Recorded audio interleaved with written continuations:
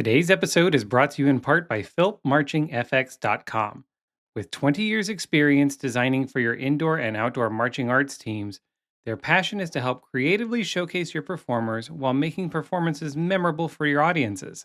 For drill, staging, prop fabrication, and so much more, check out philpmarchingfx.com.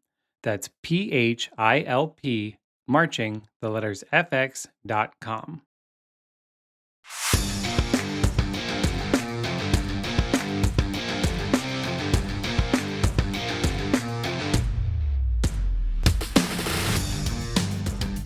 Hello, everyone, and welcome back to Flags in a Gym, a podcast dedicated to all things colorguard. My name is Eric. I'm your host and resident colorguard nerd, and today's episode continues our program showcase series with Independent A finalist White and Gold Winterguard from Georgia Tech. I sat down with co-directors Alexa Ramirez and Maddie Jones to talk all about their program. So sit back, relax, and let's talk some colorguard.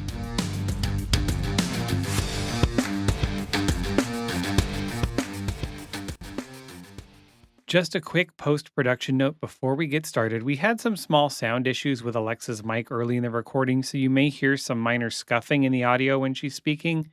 It's nothing too bad, and it clears up around the 16-minute mark, but that's what you're hearing. Okay, hi, hello, how are you? Hi, Hey. good. How are you? I'm doing well. Thank you so much for being here. So we are here talking with Alexa and Maddie, and they are the co-directors of White and Gold Winterguard from Georgia Tech, right? Is that the full name? Yes, that is the full name. I know it's a mouthful, but yes. So before we get started, why don't we take a moment to just introduce yourself to everybody. Alexa, I'll start with you. Okay, my name is Alexa Medlin, although most people would know me as Alexa Ramirez. I just got married this past December and changed my name, but I started my color guard journey in the fall of 2001 with Pope High School, who won Scholastic A this year. So I did 8 seasons in high school, got a bronze medal with Pope in Scholastic World in 2002, and then marched all throughout college with both Georgia Tech and also with various independent programs. There was Lulabelle Independent A back in 2006-07, and then I marched with Arias Independent in 2009 and filled a hole in 2008 just for WGI. And then I did Crown Guard Independent World Guard in 2010, and that was the last year that I marched. And I also did 2 summers with Crown Outdoor. Wow, Pope Girly, I love it. I love it. So you, the Umbrella Year. Yes. I remember that show. Yep, that was my freshman year in high school. Wow, that's crazy. Maddie, why don't you take a second to introduce yourself? Hey, so I'm Maddie Jones, formerly O'Connell. I started in 2009 as a freshman in high school. Of course, I missed the first audition and I thought, well, I guess I can't do this. And my mom is the one who thankfully said, just call them, you never know what could happen. Now I'm 30 and still get to be part of it somehow. So I did also spin for 8 seasons in high school, then came to Georgia Tech, spun 4 falls there. I did Arias Independent Winter 2014. And then I didn't do anything my sophomore year until Georgia Tech brought out actually Winterguard my junior year. So that was 16 and 17. And Alexa actually was my coach. Very cool. So when did you join the staff? For winter 2022. So this 25 winter was my 4th season. So I got to graduate those girls, except that hopefully some of them come back now that we're bumped to open. Yeah, you get another year. Very exciting. Super. That's great. And is it just you two that kind of manage the whole program? I do like the majority of the logistical stuff. And then Maddie and I co-run all of the rehearsals. And we also have other members on the staff in the winter, Enrique Sanchez, who is a choreographer and tech, who also went to Georgia Tech and graduated, I think, in 2022. Anyway, I also taught him. And then we had another member, Gailey Tessier, who is the same age as Maddie, or maybe 2 years younger, who I also taught when she was in Georgia Tech. And then we also have Lisa Stevenson, who is another Georgia Tech alum, who's older than me. And she runs her own program with Decatur High School in the Atlanta area. And she does that more, but she comes in and helps us. And basically our entire staff is Georgia Tech alumni, which is pretty unique, I think. We also had Tavius Cooper. He actually taught me my last 2 years at Georgia Tech and at Arias Independent, those 2 years. And he's not like at Georgia Tech officially, but he consults with us starting this past winter. Gotcha. Okay, Maddie, what's your role in the staff of the program? Alexa graciously calls me co-director. She makes so much happen behind the scenes. I run all of our dance warm-ups, so I put those together and write a lot of dance choreography. She's also our cleaner extraordinaire. Like I don't have the eye for cleaning that Maddie has. So she is the one that like makes everything make sense after I might teach it very willy-nilly. I think every instructor has that tech that they're just like, all right, I'll write it, you clean it, and it works beautifully. Yeah. That is The a great kids did give relationship. the kids gave me the Scrub Mommy Award. It was the best award I've ever received in color guard. And there's a great opportunity out there because I remember you might remember Alexa. Just there was a lady named Sue who worked with Just Class out of Baltimore, and she would bounce around the Delaware, Pennsylvania, like all like East Coast, and all she did was go in and clean. Mm. People would hire her. She would come in for a rehearsal. She would sit up at the top of the scaffolding, and she would watch and be like, "You were late here. You did this," and she would just pick all of these things from like a 1 minute chunk, and then she's like, "Fix it and go back." Like she had the eye for cleaning. And especially in A class, got to be clean. Yeah, it's super important. So you are affiliated with Georgia Tech. Is it the same people that kind of run the fall and then run the winter as well? I know you mentioned you had additional staff for indoor, but do you two run the fall as well? We do. We run the fall, and Enrique also is with us during the fall. And about how large is your outdoor program? Last year we had 36, which was huge for us, like probably the most we've ever had. But we had a giant senior class of about 14 kids, not expecting that we will recover that entire group this year, but thinking we'll land at about 28, 30 for this fall. And usually we're in the mid 20s to 30-ish range for fall. Okay. And then what would you say your retention rate for indoor is? Do most of them come back for indoor or some of them just outdoor only? Maddie has actually run metrics on that, so I'll let her answer that. My gosh, yes, I could pull it up. It's actually surprisingly consistent if I can find it, but feel free to keep talking. So actually last year for this past winter, we had 36 in the fall and then we had 28 in winter. And I would say just over half of that 28 did fall guard. So not all of them. It's not a requirement to do fall guard in order to do winter. We just, being at Georgia Tech and the school and classes that they have to keep up with, it's just not feasible all the time for all of them to march every season. So we like to keep it open, and we have an open audition for each season. And so would you say the remainders are just people like normal, just kids in the area that have spun before? Or? Yeah, I mean, I will say, we are mostly Georgia Tech kids. 85% are actual Georgia Tech students. We had a handful that came this past winter from other schools in the area that don't have a winter guard program. Savannah College of Art and Design, which is right down the street. We had a couple kids from there. Agnes Scott College, which is a smaller college in neighboring Decatur. We had one UGA student. So we open our auditions to those kids, but we keep a small number of spots for kids outside of Georgia Tech. What does the school contribute, if anything, to your program? Do they help with your rehearsal space? Do they offer any funding? Are you fully funded on your own? How does that work? So we're technically, I guess, considered a club sport. We have a club that the students formed a couple of years ago. It's Guard Club at Georgia Tech. And the purpose of the club is to, A, spread knowledge and accessibility for the color guard sport to the campus, and B, to support our official performing units, which are the fall color guard and the winter guard. So through that, we're able to apply for club funding through the university.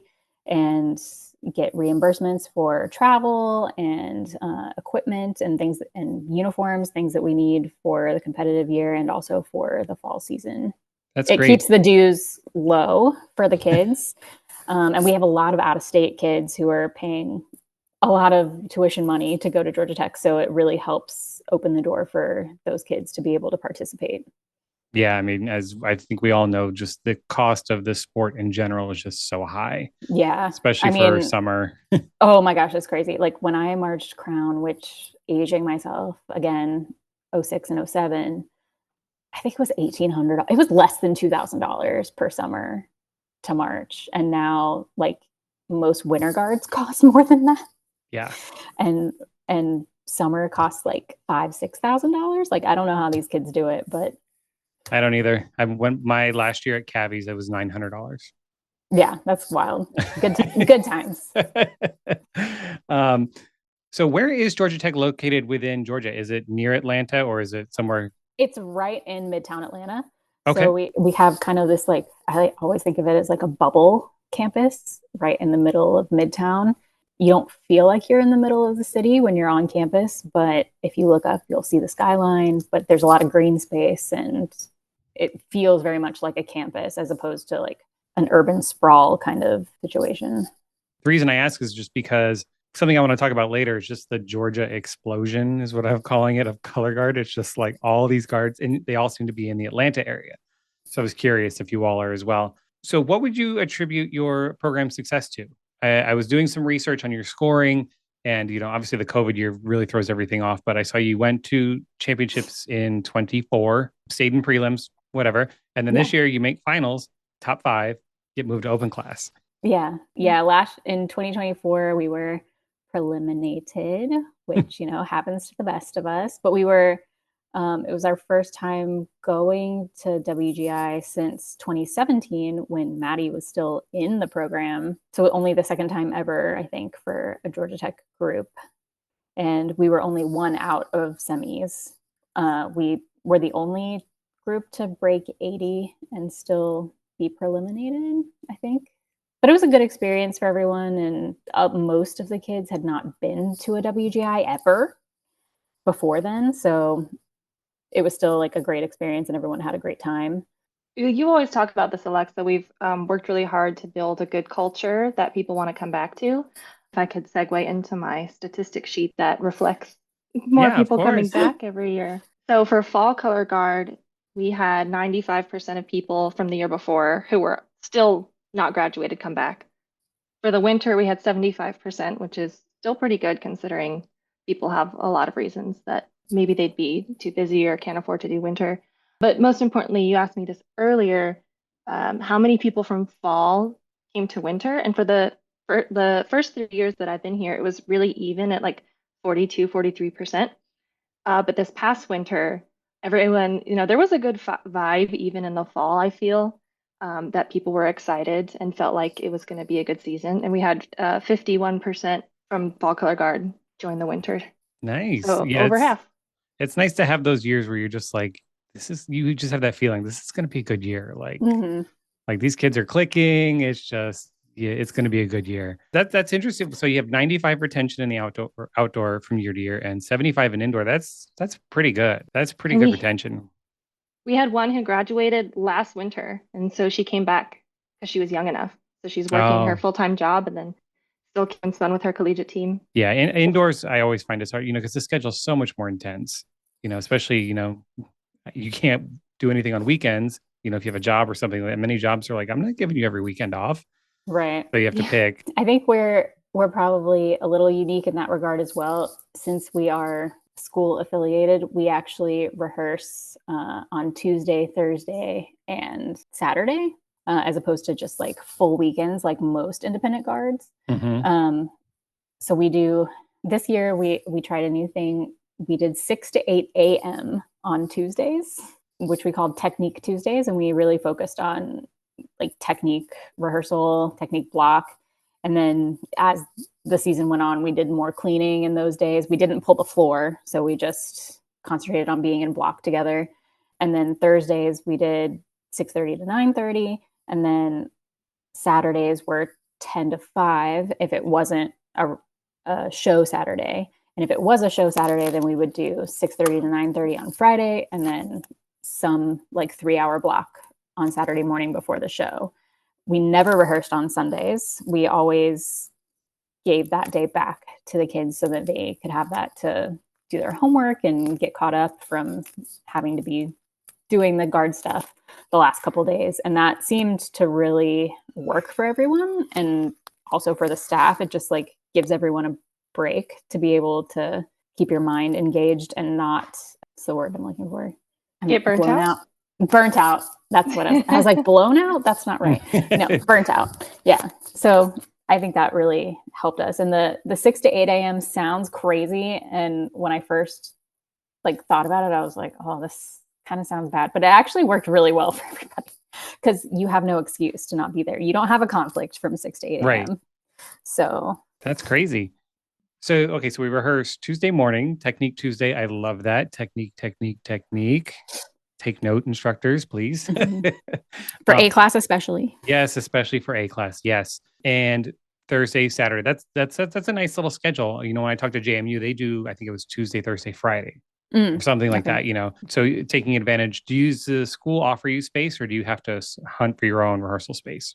I guess you could call it a combination of the two. We do have to hunt for our space, but we have generally been able to get an on-campus facility for most of the time. So 6 to 8 a.m., another reason to do that time. Nobody else is looking for that time. So there's no competition to get those couple hours in the gym that we need. And then since we are part of like the marching band / athletics in a way, we also get to use some athletics facilities, which is nice. So we do our Thursday and Friday night and some Saturdays in the football indoor practice facility. So it's on a turf, but we pull the floor and there's plenty of space. So nice. What would you all say is your teaching philosophy? What's your focus? I would say our philosophy is to focus on technique, focus on competing against ourselves. It's really easy to go and worry about what other people are doing, but we can only control what we're doing. I would say that although we love to be competitive, of course, that makes it more fun. Our goal, first and foremost, is to just provide a artistic outlet for the students that is compatible with their rigorous academic schedule and for them to have a good time in a good environment. I mean, we hope that it turns out to be competitive like it did this year, but that is secondary to making sure that we provide a healthy outlet and environment for them. Do you all have any fun traditions? Like maybe the stuffy on the 50 that likes to sit there, or songs in the tunnel, or any kind of weird, wacky traditions for fall or out or indoor? We haven't had one that stuck. Last year, one of the kids won this stuffed avocado out of a vending machine. So that is what became Avogadro the avocado. Your little show mascot. We have had a show mascot every year, I guess, and and the kids will like on a weekly basis pass it from person to person and be like, I noticed this person was really giving 110% this week, and you know, they always bring a positive attitude, and so I'm passing avocado to them or whatever. They've done that the last few years. I guess another one I can think of, which is probably not wacky at all, I feel like it's permeated throughout forever because I've done it since high school and that's where I learned it, is Altoids right before you go on, and making them like crunch it. Yep. And then everybody takes the big breath and everyone, yeah. Yep. Yeah. When I was teaching, we used to do pixie sticks in before going into bodies. Like we get them all sugared up, so they had lots of energy for the floor. Yeah. Oh, I can't believe I forgot. We also do ladybug stickers. Oh yeah. Something that I learned in high school. So we put a ladybug over your heart on your skin. Oh, just to bring you luck, or because ladybugs are lucky, or yeah, exactly. That's very cool. See, that's a nice little interesting one.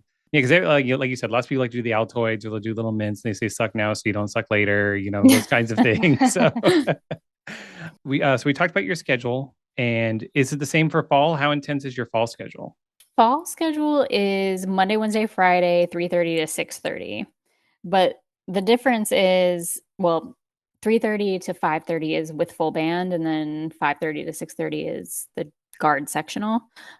But the difference is it's a class. So they get class credit for marching band and our sectional, which is a good little GPA booster because all you have to do is Yeah. show up. It's probably the easiest grade you can get at Georgia Tech for sure. You hear that, y'all? Any Georgia Tech students, you want to boost your That's right. GPA? If you're Join thinking colorguard. about going to Georgia Tech, then do it. And you'll get a 3-hour A as long as you show up. When did you start the indoor program, or when did you take over the indoor program if it was already running? So I started, like I mentioned earlier when we were talking, I lived in DC from about 2012 to 2015, and that was after my like grad school years. And I moved back when a friend of mine who I had marched at Georgia Tech with and at some of the like independent A groups, she was kind of in the groove of just kind of taking over Georgia Tech Fall Guard. Her name is Tita Lovell, and but she was pregnant at the time. So she was like, "Oh, you're moving back. Do you want to help me at Tech?" And I was like, "Yeah, obviously. Definitely." And but then she had her baby and, had more important things to do. And so it turned into me mostly doing it with her help a little bit for the first couple of years. And then we picked up the winter program, I guess, that winter. So it was like fall 2015 when I came back. And then winter of 2016, we brought back out what we just called it Georgia Tech Winterguard at the time. Yeah, that was the first time we brought it back. And we had it out 16 and 17. And then we took a hiatus and then we brought it back in 2022. Okay. So 2017 is when you went to Dayton for the first time. And then come back 22. And then 24, you went back to Dayton. Right. And then 25, this past season, you go back to Dayton again. You finish top 5, get promoted to open class. Yes. Has the school recognized you in any way for that? Have they done anything about it? I emailed someone that I knew that worked in communications and was like, "Hey, this happened and you should write an article about it." And so they did, which was nice. So that's really the only recognition that we got. Yeah, they put it in like the Daily Digest email and it was nice. Very cool. Maybe they'll do something in the fall. Maybe they'll surprise you at the football game or something when you're getting ready to go on the field. That'd be so nice. They do that for, like athletics teams if they won something in the past outside of fall football season. So that would be cool. Here's hoping. What would you say is the reason for your recent success, especially this year with doing so well in date? Is it just clicking? Has it just been the hard work building up, or did you make a concerted effort to we're going to step up our game this season? Like we're going to really push ourselves. Alexa stepped up her drill game for sure. I don't know where you pulled it from.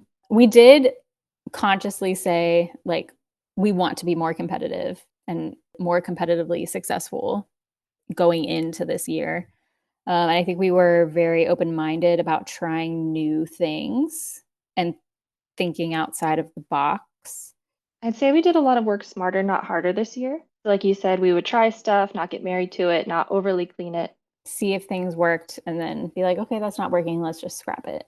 And it was okay to be able to do that, not like force something that was clearly and like not exactly the right fit for that moment in the show or whatever. Yeah, I think we do a really good job of being honest with each other, and I feel like whether it's drill or choreography, all of the staff is comfortable saying, "Oh, like if do you like this?" And we're all comfortable saying, "No, I don't really like that," or "I like this and I would change this about it." And then maybe we'll push back and say, "I really, really did like it. I still just want to try it with the kids." And we say, "Okay," and let them try it and see. This is why I think it's not working because this person needs to still take a rounded path, sort of thing. So. And there was a lot of like, just trust us. And I like to give the kids credit. They really did trust us to throw a ton of weird stuff at them. I was like, flap like a bird. And they're like, okay. I mean, that's smart. And it's I would say it's very commendable to recognize we're going to try this. And if it doesn't work, we're just going to scrap it.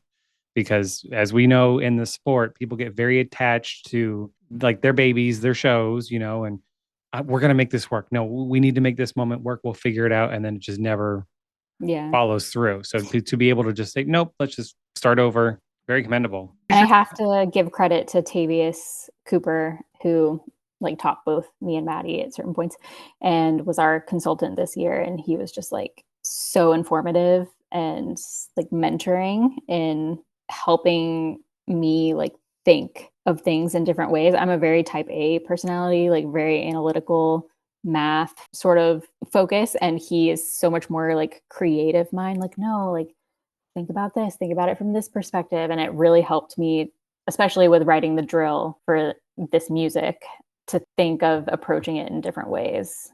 And it was super, super helpful. And I learned a lot. I think we all did. What would you say your design process is like? When are you starting to develop concepts or ideas for the next show? And how do you make the final decision on what you're going to do? We do have like a working Google document where we throw in ideas and like link to songs and like this is the concept and that's how we landed on what we did this past year. We probably had like at least half a dozen ideas that were in contention, and we just talked, the whole staff like just talked through all of them and said like, okay, well, what are the pros and cons of each? Like, how easy or difficult is it going to be to produce each idea and like make sure it comes across? And we narrowed it down to 3, and then we kind of voted, and we were like, all right, this is the one we're going to do. And luckily for us this year, it worked out. But like coming out of WGI the year before, I definitely had a song in my head that we absolutely ended up not using. And I'm so glad we did not use it. Was it Hope? Oh God, no. I had never heard that song until Me I either. And literally then, got to WGI this year, and I was like, why is this in 6 different shows? What is this? yeah, I was like, when I first saw it at the Indie Regional, and I'm like, there were like 4 guards at the Indie Regional that did it. Oh my So I'm like, I Shazammed it or whatever, and I go to YouTube. I'm like, this is like 2.5, 3 years old. I'm never heard it before. like everybody's using it. Like it's so Yeah. random. Nope. I had never heard it before, but then I was like, oh, we just heard this. Oh, we heard this one. But I think we have a little bit of an idea of a song that we're going to use possibly for next year. And obviously, I'm not going to spoiler it, Oh, of but course not. No. it's going to continue to play on what I feel like we've kind of found our niche here. Mhm. Like with this past year, we've done very different shows the 3 years previous to this. And I feel like what we did this past year really fit, like with the kids that we have and with the staff that we have, and being able to interpret the music and the idea instead of trying to fit into like a pop song or do something like that. This was a lot more ambiguous, and it left the canvas more wide open. And I thought we did a really good job with that. And I think that's something that we'll probably continue with as we move into open class. Yeah, because I was going to follow up with, and you've kind of already started elaborating on that. I was going to ask you would you say is the Georgia Tech style?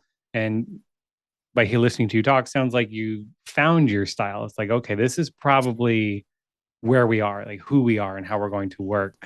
Maddie, with having the marching band program, does that hinder your indoor season preparations at all? Like how late does your fall program go? Like if you make a bowl game, do you have to worry about all of that? Mm. How does that work for you all? Oh, not at all. It doesn't hinder it at all. We have our first audition later than a lot of winter guards, I would say, probably late October. Is that right? Or Late October, early November, early maybe. November? Yeah.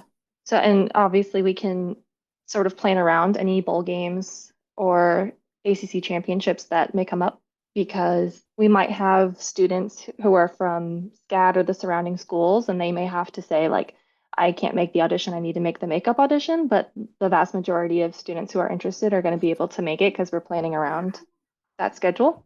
So it definitely helps us prepare for Winter Guard. Do you all have any plans for a possible B guard now that you're moving to open? Maybe having like an A or a regional A guard. If moving to open, you might start seeing more people come to auditions. Like any ideas about that? Yeah, absolutely not. We just we don't have the space or like the time capacity, because all of the people that are on staff, we all have full-time jobs. So this is like our labor of love. We also don't get paid at all for winter, at least. I mean, Oh wow. there's a really small coaches stipend that we can get through the SGA funding, like club funding. But And that was new this year. And that was new this year, yeah. So and then in the fall, yes, we do get paid, although it's not like a grandiose amount, but we do it because, you know, we love it and we're really invested in the program. But that's also part of why I think our dues are some of the lowest that you'll see, is that we do not in any way pay our staff. It's basically volunteer. Wow. So all the time that we spend outside of rehearsal planning and like at rehearsal and stuff is just kind of like because we want to. And that's why we stick with it, because we love it, right? Yeah, exactly. Because we all know there's not a lot of money in color guard. So Unless you're Michael Gaines. right. Or one of the really super big names, but right. Yeah, few and far between. Yeah, just like we talk about in just like regular class, like the 1%ers, right? You got the 1%ers in color guard too that travel all over and do that. But most of the people, yeah, we're not making a living off of this. And we care more about making sure it's accessible to the kids than like paying ourselves. Like, yeah, we got little stipends for a few of the people on staff this year, which was super nice. It's like, oh, you get reimbursed for your gas, basically. But other than that, I mean, like I work full time at the Georgia Tech Research Institute as a project and program manager for the Health Emerging and Advanced Technologies division, doing like managing software engineers, that sort of thing. Maddie is a software engineer. Like we all have our full 9 to 5s and do this on the side. And then your 6 to 8s on Tuesday. Yeah. Your morning workout. But then I don't have to hit any traffic because I leave my house at 5:15 in the morning. Yeah, there you go. That's very true. Very true. So you all compete in now I'm just gonna say the letters, the SAPA circuit. Is it, do you call it SAPA? SAPA. SAPA, okay. I knew I'd call it wrong. That's why I said that. So, and what does that stand for? Southern Association of Performance Arts. I've looked at a lot of the guards. I mean, we have so many Georgia guards now. I mean, it's crazy. I mean, you have Paramount. They've been a staple. They've been around, and you have schools like Pope High School, Kennesaw Mountain, Lowndes, Lassiter that have been around for a while. But then you had Edge Independent, and then 2 years ago you had Georgia State, and Noir do really well at championships, and then you all come along this year and do really well at championships along with the other groups. Like, what's going on in Georgia? Why is guard just flourishing down there now? What do you think's happening? Yeah, I'm not sure exactly what, like, it seems like there are a lot of creative minds in this circuit. Like I've mentioned Tavius like more than once, but he, you know, is the director of Georgia and was the director of Georgia State in 2024. And for many years before that, but you know, 2024 they won Independent A, and then Georgia won Independent Open as well in 2024. I don't know if that's ever happened before, having the same director win 2 of 3 independent groups. It was crazy.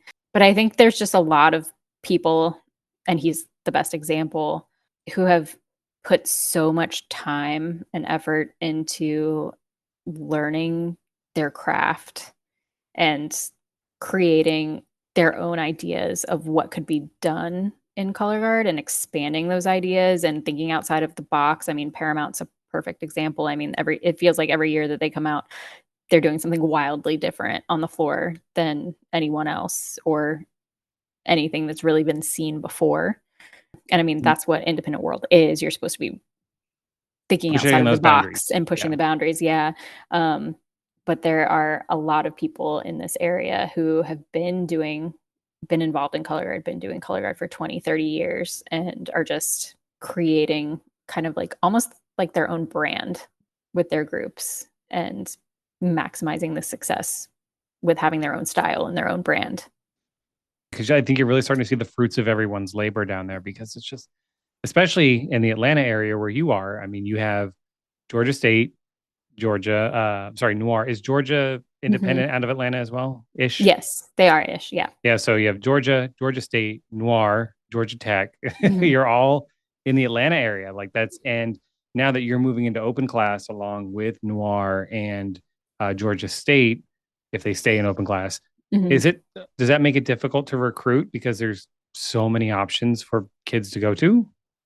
I guess maybe in some ways, but like for us, our main purpose, as I've said before, is for Georgia Tech students. And I think Georgia Tech is uniquely positioned because it is such a tough school. I mean, the majority of these kids are engineering students. So they're taking classes that are like objectively more difficult than some of the surrounding area schools. Like if you're majoring in things that are less of a STEM concentration, and I'm not knocking No, yeah. non-STEM majors. I mean, I was an international affairs major. I went to Georgia Tech, but like just their workload. And I mean, Georgia Tech is objectively like a really difficult school. They hammer you with the workload. So I don't feel like we have too much competition with outside groups. If kids that go to Georgia Tech feel like they're ready to do something that's more advanced and they have the time to devote and the money to devote, then they're encouraged to do so. Like we had two kids from the Fall Guard who marched with Noir this past year.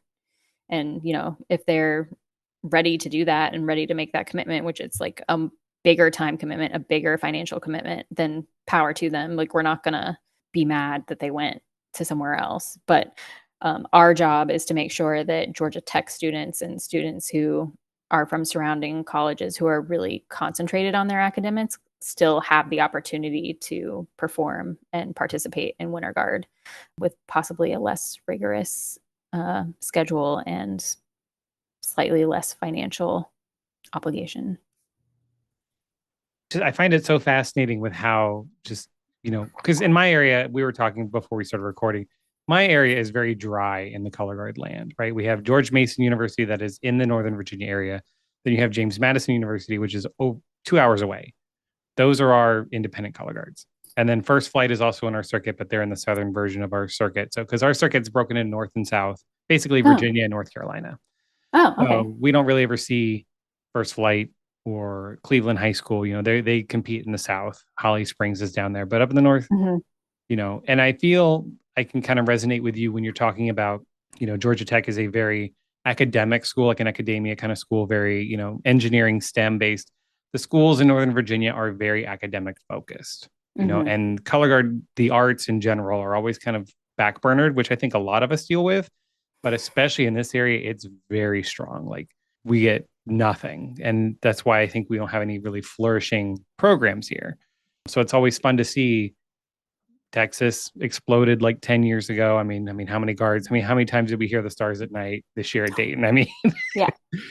so I need to ask you about that. Does Georgia have a state like cheer song they do at shows for things like that? The Texas Guard's always doing the Stars at Night. California started doing, the Tupac Shakur song, and then New York created one this year. Do you guys do anything? We talked about this at Dayton. We're like, we We need to make did. one. You need to, and you know what? You guys need to start it. I'm giving you guys the lead. Assignment. You can Okay. take credit for it and just find a Georgia cheer because, I mean, with the amount of guards that are going there now and making finals, Yeah. I think we tried to think of one when we were watching World Finals. Somebody tried to do something and we just could not, it did not come across. We need to do better. and the state song is Georgia by Ray Charles, right? You can't really use that. It Right, seems really exactly. difficult Yeah, to put that into a cheer. I don't know. We'll have to think on it. Got to represent. You got to stand up to Texas. So let's talk about your 2025 production. It was called The Things You Do, correct? Hmm. Walk us through just kind of the concept, the story, decisions you made. Just feel free to gush about your program, things you love, things maybe people didn't notice on a watch. First of all, tell us about what the music that you used and kind of what the base concept was. The music was a suggestion from Tavius that I had never heard before. When I met with him to present, like, this is the idea that I have or that we'd been talking about to do, he was like, don't do that. And then we went through like a bunch of different music selections that he had. And this one stuck out. And it was really, one thing that stuck out about it is that it was really difficult to count. Mm. If you listen to it, it takes you like the first dozen times to figure out what the count structure is. And we knew that if we could pull it off, we would get credit for that, like judging wise. Mm-hmm. And it also just had a lot of different sounds and parts throughout the entire music. So you could almost make anything you wanted to do work. A very blank canvas of a piece. Which like could absolutely backfire, that kind of thing. But luckily we were able to map it well enough that it was a good delivery canvas, as opposed to like, I don't know what's going on here. Yeah, I mean, I like the idea of using kind of this, that kind of nondescript song, because if you think of a traditional pop song, Taylor Swift, whoever, you get the very obvious, you get the verse, the chorus, the verse, the chorus, the bridge, the final chorus, and you just the music lays out what's happening for you. And if you're not hitting that, you're like, I'm not seeing what I'm hearing, or it just becomes very predictable. But when you pick a song that's like this, it's just like, I can do whatever I want, because there is no verse, chorus, that, very audio clear. With the color story and the uniforms, how did that all work? Like when you guys are sitting around, how do you decide on uniforms, the color story? Because you had the iridescent flags, right? And were they two different ones? I'm trying to remember. We had kind of a see-through white flag to begin with. It wasn't iridescent. It was kind of matte. And funny enough, that was a flag that we spun in 2017 when Maddie was in the color guard, and we just had them. I spun it. I sent photos to my friend and I was like, too soon. They were like, too soon. What was kind of like some fun things in the show, like the concept and the storyline? Like what was the story you were all trying to convey? Well, that's really the thing. And you kind of nailed it on the head, that we were kind of unconstrained with trying to make an idea work. And that's kind of what I mean when I say we could work smarter and not harder, because we didn't have to work hard to say, like, make a voiceover fit in just right or make a pre-show work just right. And we could really just focus on creating big impact moments and then figuring out how to make them flow into and out of each other. And I don't know, it was just a lot easier to put together this year. It really just kind of flowed, and we would try stuff, and the music not having those set time points in time that we had to shift and do something else really allowed us to like fulfill a moment and not end it too soon, and let the shapes on the floor and the choreography guide as much as anything. Yeah, and I remember watching, and I remember you started the show in kind of that, like that wave kind of motion that followed a line on the floor, and you ended the same way. Like I could see, we were talking about the staging and the drill, and you mentioned picking up on the shapes in the floor, and they were kind of like a coppery tan uniform, I believe. Right? Yeah. I think it was called Mocha, the bodysuit. They were in just a bodysuit and then a light tan mesh pant on top. Yeah, I thought it was beautifully done, and it was very open ended. It was just like, take from it what you want. But I was just curious as to kind of like how you came up with the idea. So you said Tavius, right? Tavius, is that the right name? I don't want to call him the wrong name. If you're not planning on using it, what was your original idea? If you want to share the one he was like, no, don't do that. It was and I knew the song was called, I can't even remember now. I think it was called River. And, it was just going to be like a water type show. But I knew that had been like very much done before, like millions of times. And I was having a hard time with like, okay, well, how are we going to make it unique? And he was like, this sounds too color guard. Do something that doesn't sound like a color guard show. Interesting. Like go outside the box. So like you were saying with like pop songs where like you hear the structure of it very, very clearly. And it's funny because we used like a Taylor Swift, Harry Styles, very pop song in 2024. And then we transitioned to this. And it was like night and day how much the constraint is lifted when you use something that doesn't have that really obvious structure. And you can actually be way more creative, even though it's like at times a little bit more difficult to figure out how to structure it because the music isn't guiding you as much as you might be used to. But yeah, it turned out for the best, I think. Yeah, I agree. And I think, that's probably a good reason as to why you feel like you've maybe found your style, you found your voice in as a unit. Because Maddie, you were saying it was a lot easier, to just throw things at the wall, see what sticks, and if it didn't, you could, move on without having to worry about, well, we need to hit this moment in the music because it's that moment in the music isn't there, regards to like a traditional color guard song. Yeah. And I do want to say about the uniforms, I want to make a point that like you do not have to spend $200 per uniform for something to look polished and come across like those uniforms were like $35. Wow. The bodysuit was $20. I got the mesh pants on Discount Dance for $12 on Black Friday. You just don't. Sometimes I think as directors, occasionally people like overproduce, if Agreed. that makes sense. Over design, Yep. overproduce when, lots of props, lots of fancy uniforms. And like, we got a brand new floor, so I'm not going to knock that or anything. I mean, all of those things have their place. But at the end of the day, for me, I just want to see good color guard. Yeah, the production value is only going to add so much to your score. Like, Yeah. it doesn't matter. I mean, especially this year, watching the regionals, I don't know what was going on, but uniforms were really hard to get this year. Really, people were going out in blacks for their practice blacks for weeks and weeks and weeks, and That just still gives me anxiety. still scoring just fine. I mean, you Mhm. have, okay, we're going to be in a purple sequin unitard. Okay, but it's not here yet. Okay, you get them. Your score is not going to jump 12 points because you finally get your uniforms. So I agree with you that directors over design in that aspect of, we got to have the big uniform and the big props, and when you really don't. Yeah.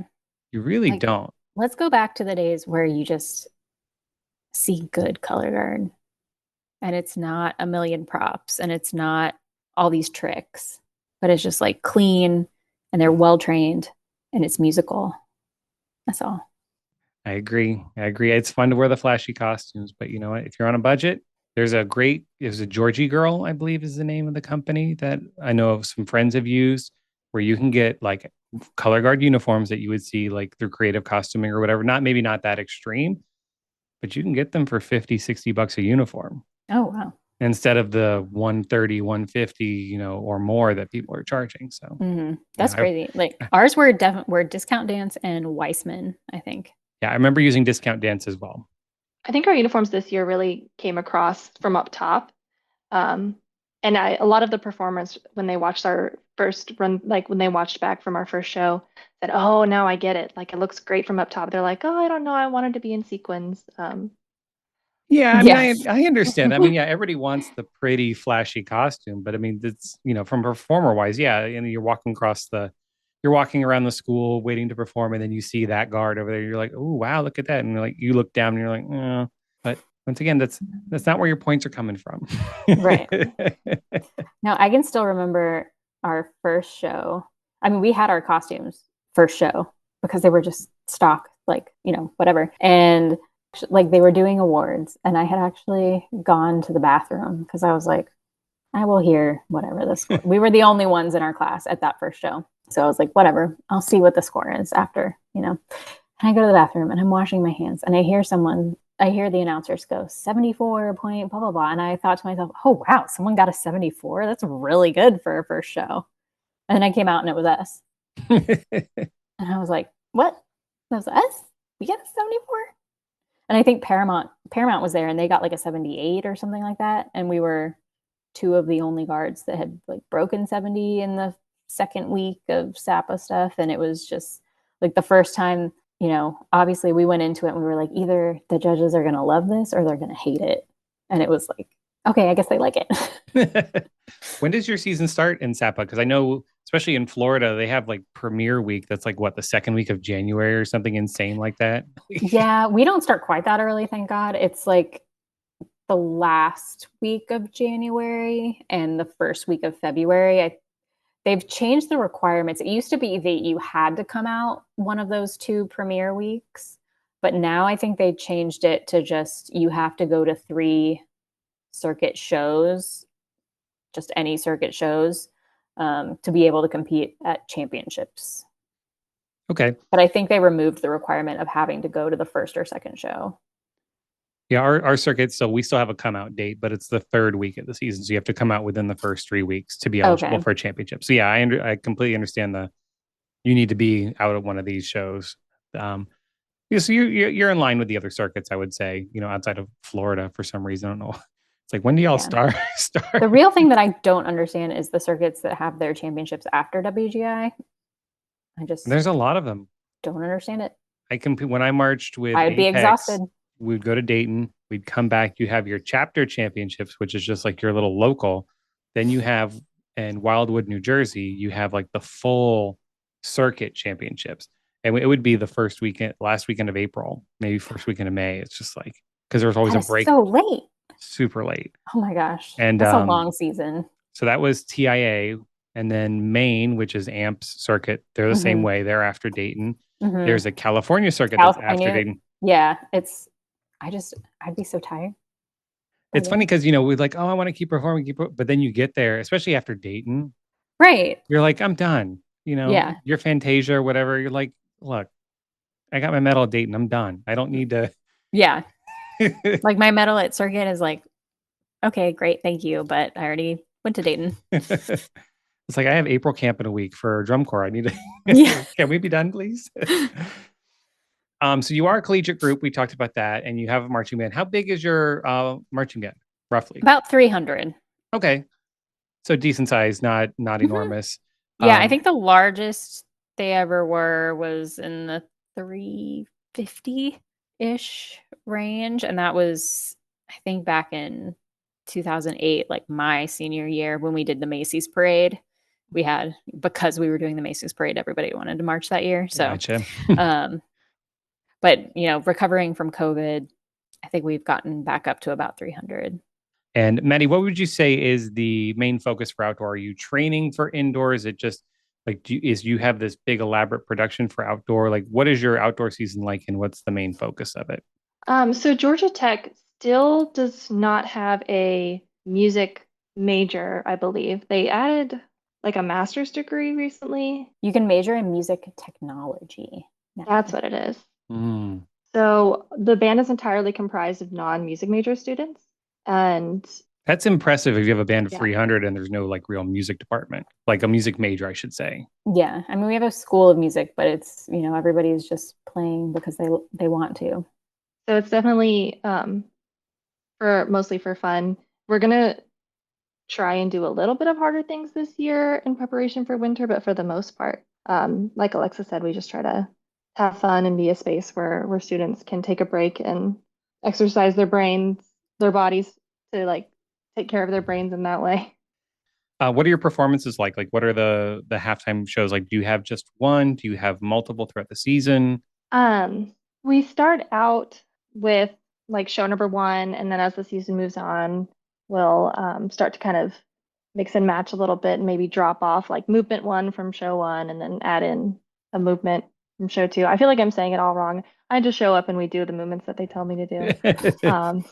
But we always try to start out with saber in the beginning and then kind of switch to rifle later on so that as it gets cold, the movements with saber sort of might not be performed anymore and we're not freezing our hands quite so much. That's Mhm. really smart. Like I wouldn't think to make that connection. It's like, why do they always start with saber? And then you come around and say, oh, because it gets cold and nobody wants to spin a frigid piece of metal.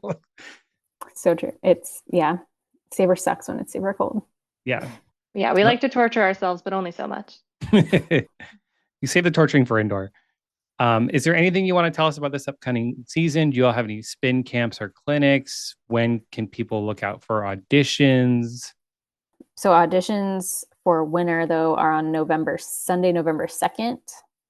And then the callback will be Sunday, November 9th.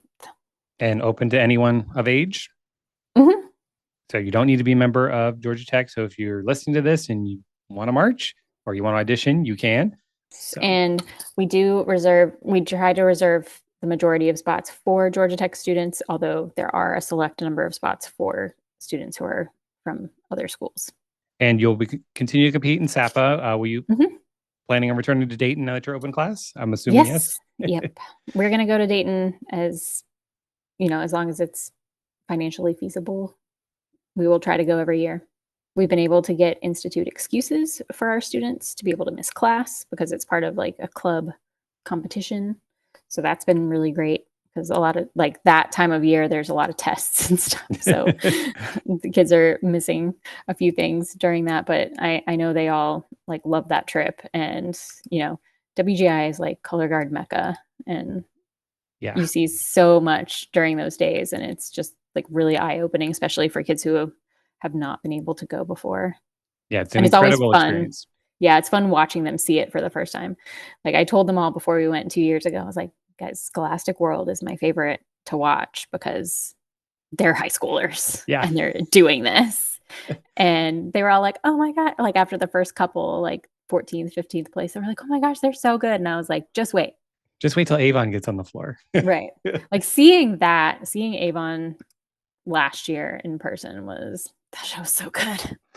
It was so good. Where can we find you on socials, Maddie? Where can we follow? Well, where can we find the guard, not you specifically? If you want to follow Maddie, she might want to share. But I was going to say, I'm not on there. You won't find me. But where can we find the color guard online? At GT Color Guard, right? Am I right? Mm-hmm. So at GT Color Guard, is that pretty much on everything? Yes, that's especially on Instagram. I let the kids run. I think we have a TikTok, but I don't do the TikToks. So, and then the other one is white _ and _ gold _ WG. But if you go to at GT Color Guard, there's a link to also find the Winter Guard in the bio. So that might be easier. Perfect. Okay, so the GT Color Guard is more kind of like for the fall program? Yes. Okay, and then there's a link there for the White and Gold Winterguard program, if you wish. Mm-hmm. Give them a follow so you can stay up to date on everything. And if you are interested in auditioning or just seeing where they will be performing, that'll all be there. Do you all have any humble brags you want to share? Anything you're especially proud of within your group? My whole thing was that this year we exceeded anything I ever accomplished as a performer. I'm not the most like experienced coach out there. I kind of accepted a while back that, oh, I guess I'll never get to go in the tunnel at UD. I won't know what that's like. And that's okay. And one of the ways that I like benchmark really cool moments in my life or like successful or just things I'm proud of or grateful for in my life is when I do something that I thought was impossible at a different point in time. When I was in high school, I became a lifeguard and I never thought I could swim well enough to save anyone. They let me do it. And so this year we got to perform at UD. We got to go in the tunnel. They told us not to kiss the wall. I did it anyway. Did you come out healthy? Yes, totally fine. And I also had a mentor tell me once from work that like the best thing a mentor can ever hope for is for like their person they're mentoring or their students or whoever to exceed what the mentor is able to do. So that's all we can hope for. And that's what we got to do this year. So everything past this is just can't wait to see where it goes. But already so proud of everything like those kids accomplished. And they just like continue to astound me. That's amazing. And yeah, I think that's a great, analogy. As a parent, many parents say that, you always want your kids to be better in their life than you are in yours. And I think it translates exactly to color guard. You want your students to be more successful than you to continue that path. So, and you got to go down the tunnel. So I got to go in the tunnel. And hopefully you get to go down it again. Yeah. How about you, Alexa? Anything? Like having been in the Georgia Tech Color Guard many, many years ago, it was even back then like a dream of mine that I would be able to like coach this program and come back. And so just having done that is like a bucket list item. And now that I've been doing it for like 10 plus years, I also really wanted to have them have the experience of going down the tunnel. And that was super special. Watching them get to do that and just watching the kids push themselves week after week to to get better. And now going into open class, like they're all like, oh, I got to get these tricks, and like I really want to work on these things. And like seeing them have like the drive for themselves is just really awesome, like as a coach, because you don't always want to feel like you're the one that's trying to push them, but that they're also like equally pushing themselves. And it makes not getting paid worth it, right? Yeah, it definitely does. I mean, seeing each of them come out of the program, especially, we have kids who have been with the program since it started. Well, since the reiteration started back in 2022. Like Maddie mentioned earlier, like great return rate. But those kids that stuck with us for 4 years to go from what we did in 2022 to what we did this past year was like just so special that they trusted us enough to keep coming back and keep wanting to build the program for Georgia Tech and be the mentors to new students coming in and be like, this is our culture, this is what we're building. And they finally got to really like reap the rewards of all of their commitment. And now we have graduates that are going off to be going to med school, doing like crazy awesome things in their careers. And it's just like cool to see them all. Yeah. And you'll be a memory that they carry with them, because we all know in color, you remember those instructors, you remember the people that taught you. I mean, I'm sure you remember working with Adam Sage and all that. It's just like, that sticks with you. So it's just like they're going to 15 years from now, they're going to be like, we got to go down the tunnel. We came in 5th place. And, my coach, Alexa and Maddie, and, you're going to be remembered. Yeah. I mean, we just wanted, like, I think going into this past year, we were like, having been preliminated the year before, we said we want to solidly make semifinals. I like the word preliminated, by the way. I really like that we word. did not. I don't think we made that up. That is a thing. But we wanted to solidly make semifinals. We wanted to be a contender to win the circuit.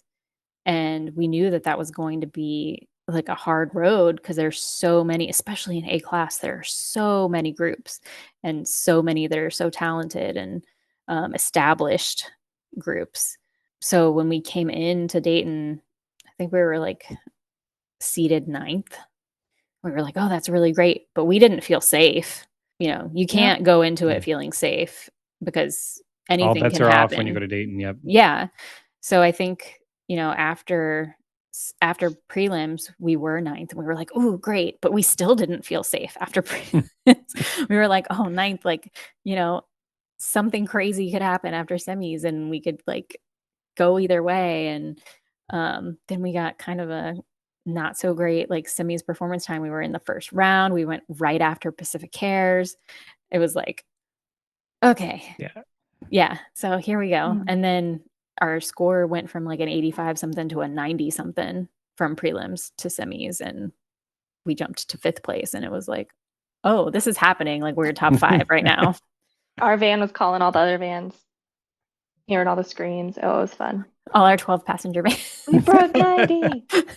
Yeah, the scores at Dayton were wonky this year. I mean, prelims, I don't think nobody broke 90. Nobody broke 90 in prelims. Yeah. Mm-mm. It was crazy. It's just like, what is going on? And we had guards. It was just, I don't know what was going on there. And it must have been a convention center curse. The convention center. What was the group from Miami? Relentless. They went in seated like 4th or something. Mm-hmm. And then ended up in like 13th place, I think, in finals. But it was just like wild jumps everywhere. So like nobody was safe.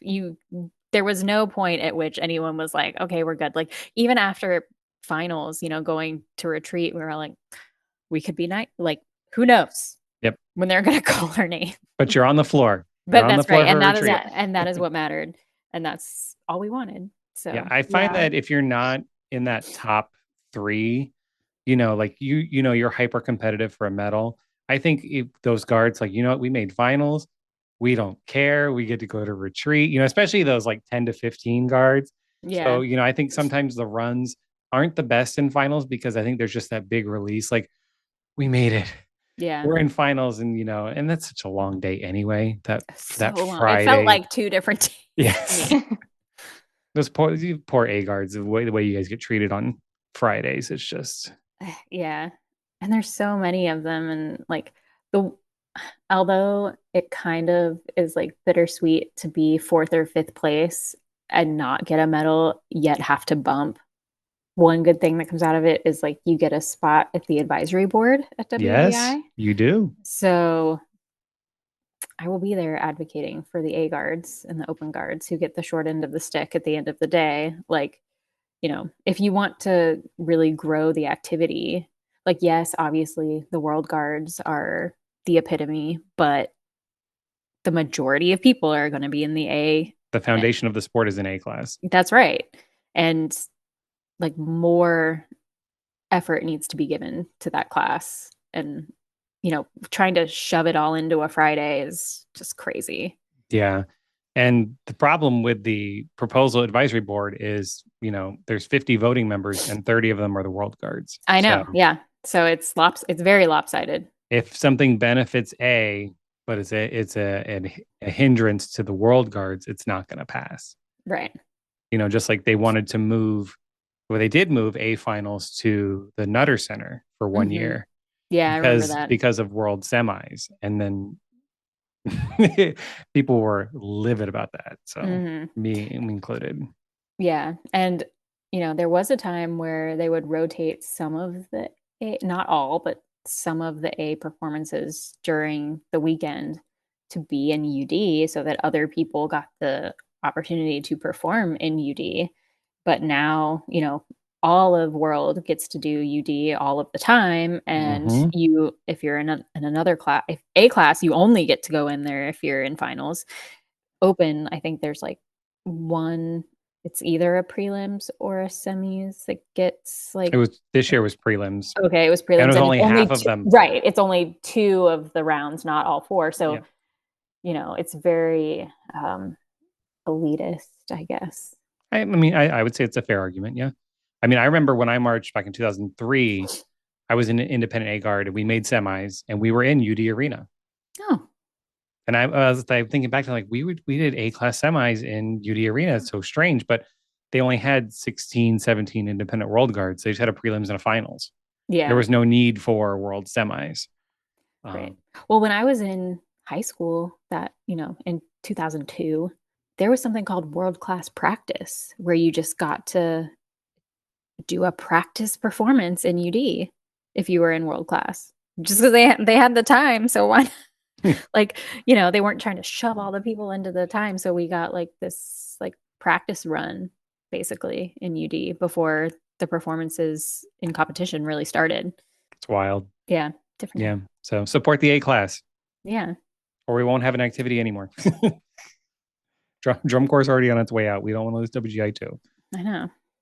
So, all right. So that's all I've got for you. So the last question I do have, just a fun little question for each of you, is what was your favorite show of 2025 at Dayton? So Maddie, well, Alexa's already wiggling her fingers. So I'll let her go first. She's ready to answer. She's ready to pounce. Mine was really Onyx. Really? Yeah. I know it wasn't their like best placing show of all time, but there was something about it.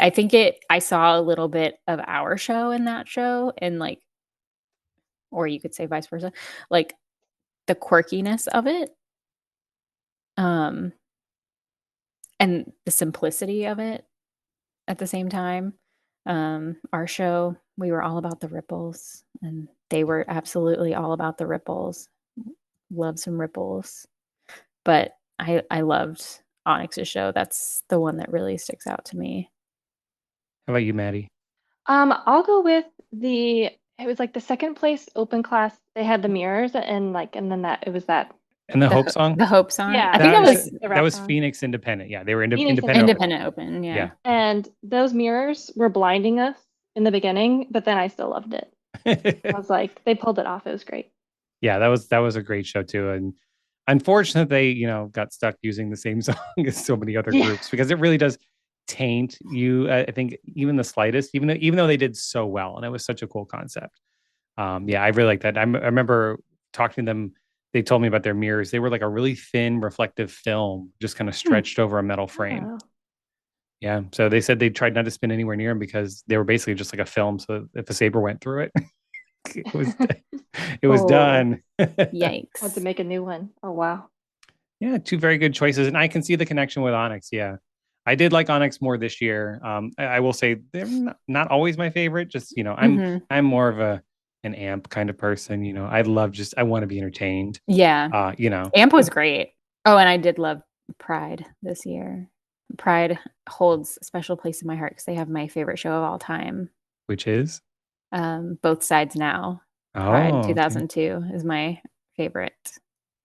Probably because I saw it in person and it was like one of the first ones I saw in person, but that show was like ahead of its time. They had people doing front walkovers. Like it really you was. didn't see that back then. No, Now it's very commonplace, like we had someone doing a front walkover under a flag it's almost toss. like if you don't, what are you doing, right? Like Right. if you don't have an illusion toss or a front walkover, you're not doing color guard. Yeah. That's what it feels like at this point, anyway. Right. And that's what I meant earlier about like, can we just get back to like shows that are good color guard? Like the 90s Center Grove style of like, it's so clean. You're just like, oh. And very intellectual. Hmm. Where you can pick apart shows like, oh, wait, and start making all these little connections, and it can still be fun. So, Yeah. Yeah, absolutely. well, thank you so much for joining. Once again, so give them a follow if you're interested in possibly auditioning or you just want to follow them throughout the season. Follow them on socials, and we look forward to seeing you all this coming indoor and open class Ooh. in the very competitive class, especially in your circuit. Mhm. There's like 5 of you now, I think. I know. So It's gonna be crazy, but I know everyone's super kind and welcoming, so it'll be like sort of high stress, but not, you you'll know. be great. Yeah. You'll be great. So I wish you all the best of luck and thanks for being here. Thank you. Yeah, thanks so much for Thanks having for us. having us. And thank you all for joining me for today's episode. I will be back next week with our first DCI episode where we'll be recapping and reviewing the San Antonio Regional. If you've been enjoying the podcast, please feel free to rate us and maybe even write us a review. It'd be greatly appreciated. So until next week, stay safe, stay fabulous, and remember, at the end of the day, it's just flags in a gym.